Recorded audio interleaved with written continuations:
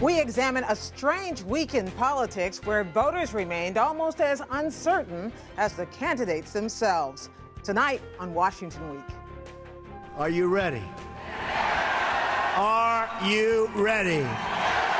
We will build a great wall along the southern border.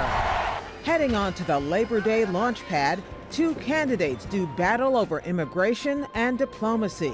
You don't build a coalition by insulting our friends or acting like a loose cannon.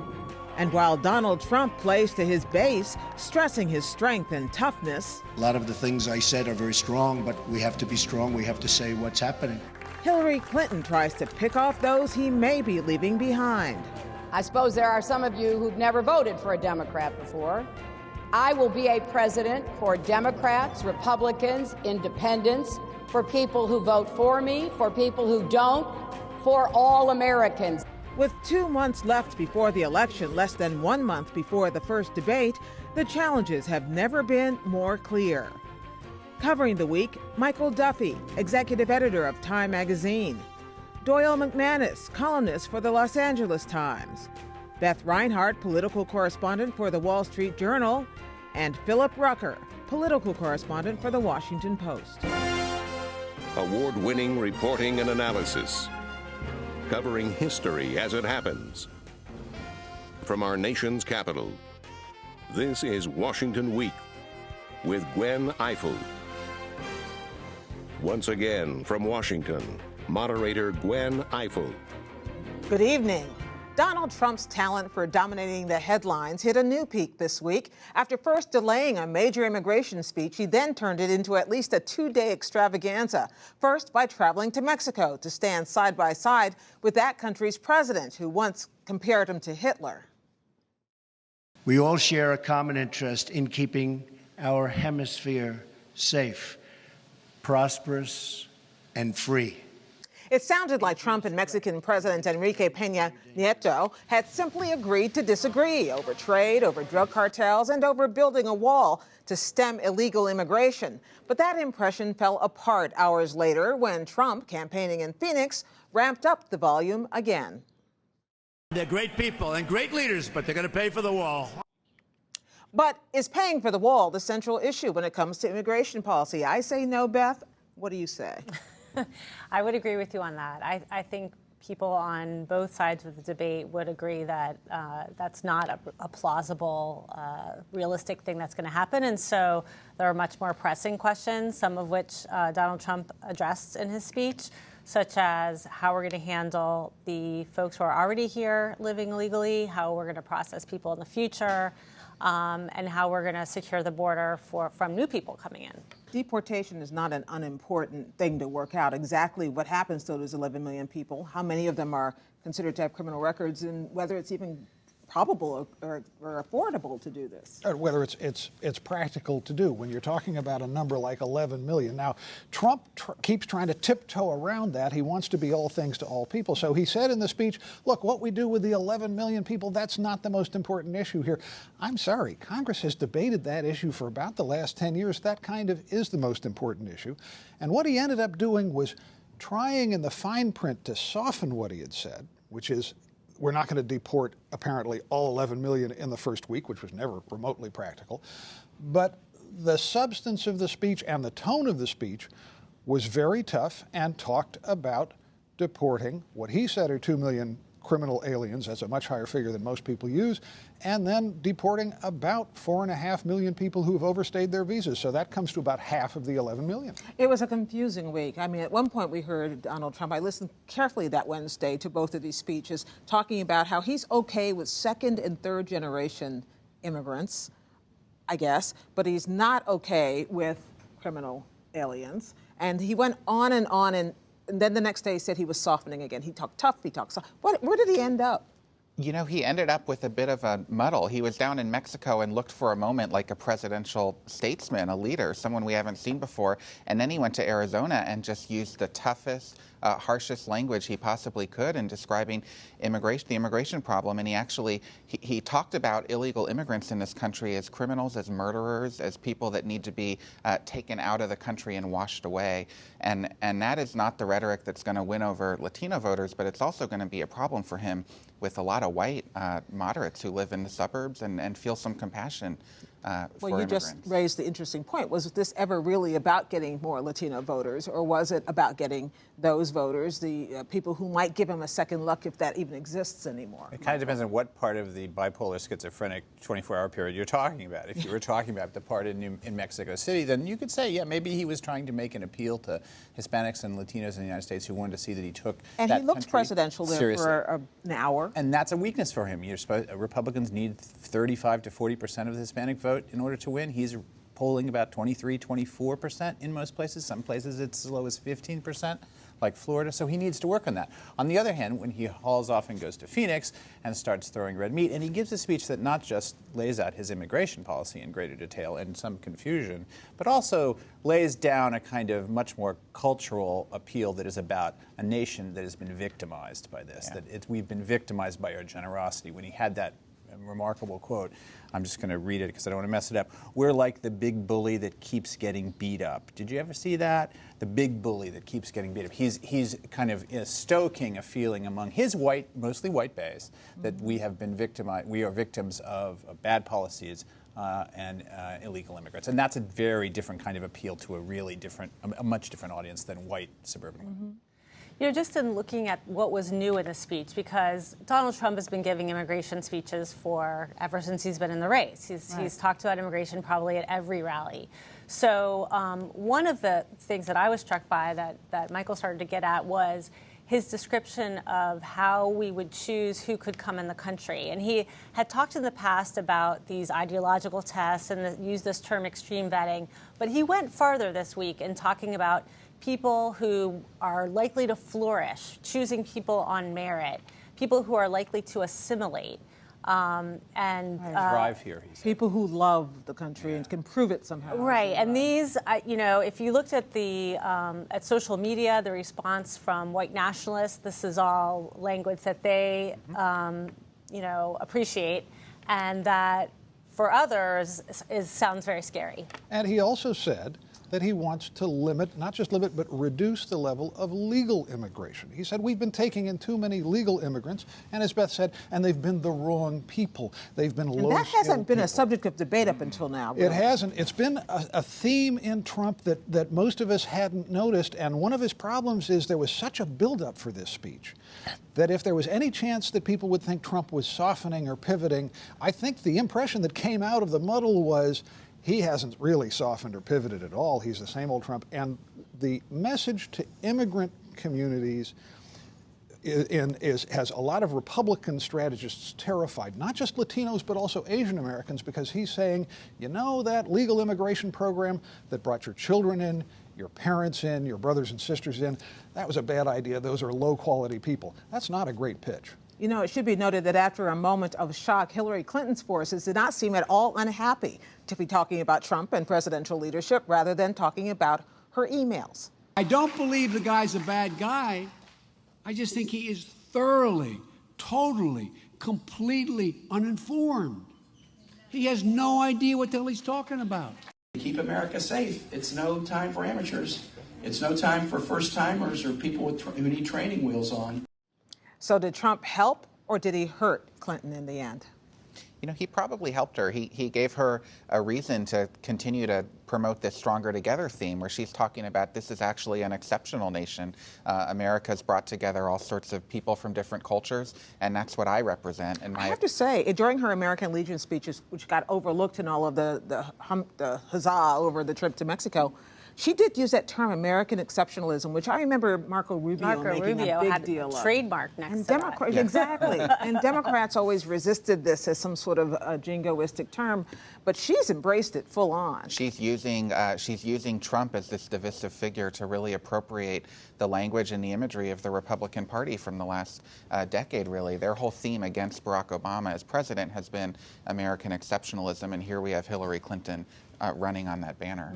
And reminiscent of what we saw at the Democratic Convention, where you saw some of the top speakers talking about how strong America was and their patriotism and talking about national security in ways that usually Democrats don't do and Republicans do. Once again, we're seeing Hillary Clinton co-opting some of the language that Republicans have used successfully. And conveniently, Michael, it comes at a moment when the FBI, after being pressured to do this, is releasing a lot of the documents and the notes having to do with their interview with her over her emails. And it turns out that it's a little bit more than we saw, than met the naked eye. Yeah, she interviewed with the FBI on July 2nd as part of that investigation into the email servers that she kept both at home in New York and in D.C. There were two pieces to it. One is where an agent's notes about that interview, and then there was the larger report that FBI Director Comey used to base his now memorable press conference in which he basically said she was reckless and kind of sloppy, but there was no criminal intent. Right. We learned lots of little things. She had a lot of devices over her time as Secretary of State, nearly a dozen, or 8 at least. That's interesting. Especially for someone who says she leaned towards simplicity by keeping one. And didn't particularly love technology in the first place. Yeah. Perhaps just lost them a lot. That's my problem. The thing that's interesting about the emails now is that there is just a steady, constant. Keeping up is very hard. There were 14,000 new emails 2 weeks ago. There were 30 new emails about Benghazi out of that tranche this week. None of them yet is in any way had been shown to be damaging, but the constant need to keep up and this discovery of new things is just a reminder, I think, for a lot of people that the Clintons have always always had trouble cooperating from the very beginning with these investigations, and that gives them a slightly shifty quality. Doyle, you had a conversation this week with David Plouffe in one of your columns in which, and he wasn't talking about Hillary Clinton in this case, more about the Trump mania, but he was saying that we're losing the forest for the trees, or some version of that. Is this another example of that? Is that what we are basically doing throughout this whole process?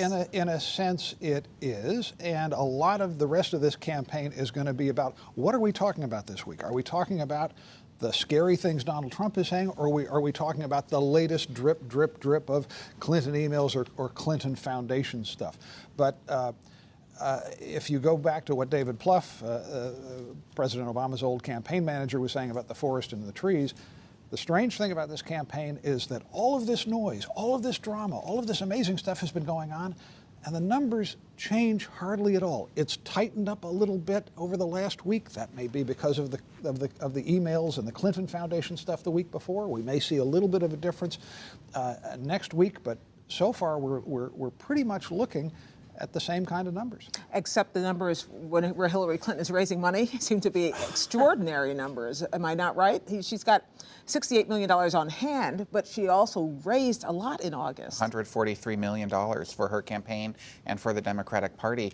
And it just means that we're going to have a fall where she's going to continue to outpace Donald Trump in television ads. She has been all over TV in these swing states with really very strong, tough, you might say vicious ads about Donald Trump, and he is not responding at her levels, and it could damage him. That's one of the places where the week kind of came together, at least for me, because here is Trump on that extraordinary day where he's in 2 different cities giving 2 different speeches aimed at least 2 different audiences, and all of it's coming for free. And every day he has a day like that. The cameras are on him and the coverage is on him, and he doesn't have to spend money on advertising. And then there's Hillary Clinton, who couldn't buy a headline like that to save her soul. But she's spending most of her time in this period, late in August, raising tremendous amounts of money. As Phil said, one fundraiser, I think, in Long Island raised more than $20 million, one single fundraiser. Was that what she was dancing with Paul McCartney? Or was it a different Well, I hope so.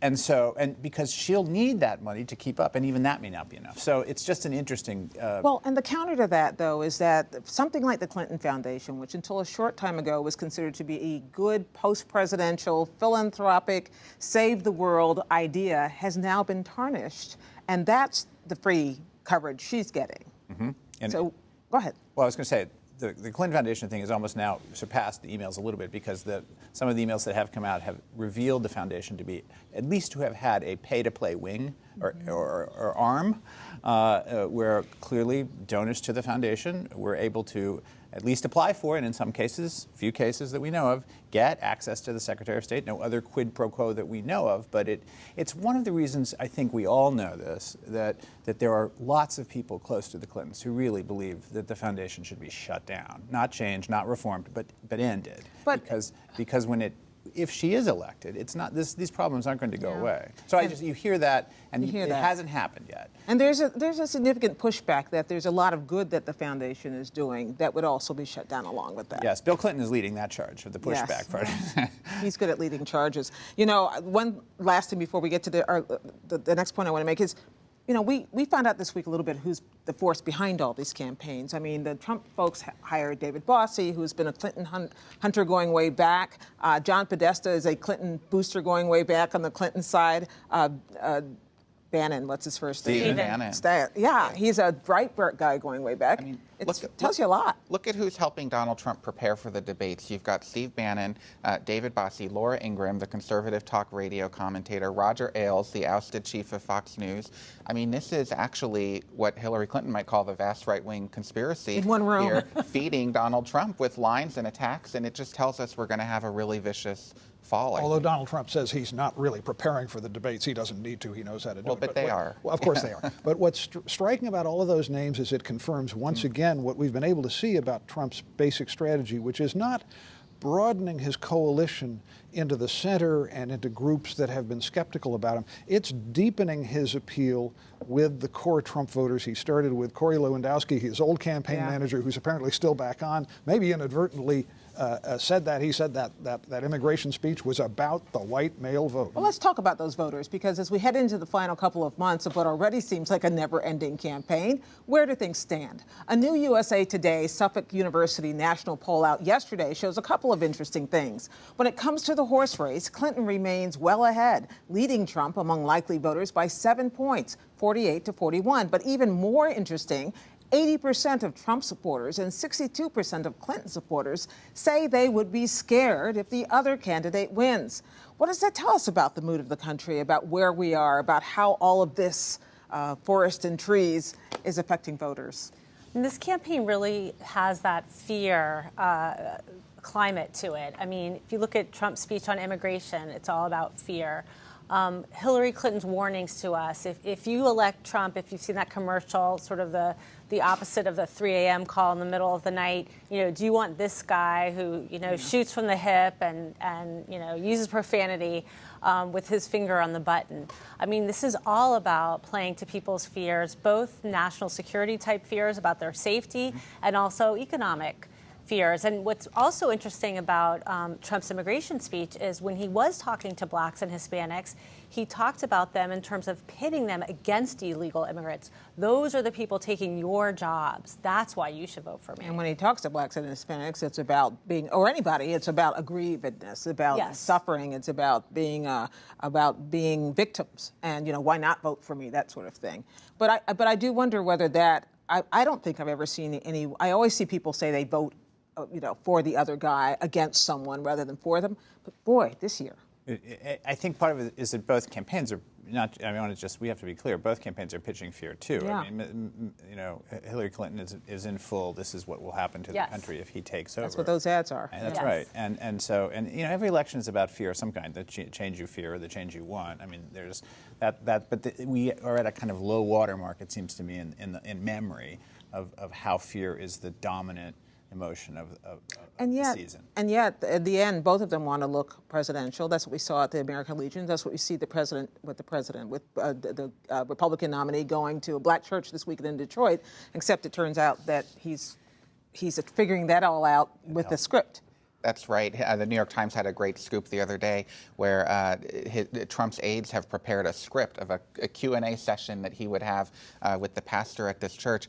The imperative for Trump is so clear. He has dismal support with black voters, but more importantly, a lot of white voters think he's racist. That's a term that keeps coming up in focus groups. It's actually one of my favorite questions that they're going to pose to him, at which point he gets to say, why no? Yeah.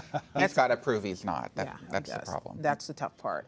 Okay, well, thanks, everybody. That was a speed read of an amazing week, but I appreciate it all. We have to leave you a few minutes early to give you the chance to support your local stations, which in turn support us. But be sure to join us for a special broadcast next week. We're headed to Colorado Springs, Colorado, way outside the Beltway, to get a taste of what voters are saying about this raucous political year. You'll find that on air and online, along with the return of my weekly blog, Gwen's Take. That's at pbs.org/Washington Week. Keep up with daily developments with me and Judy Woodruff every night on the PBS NewsHour, and we'll see you from Colorado next week on Washington Week. Good night.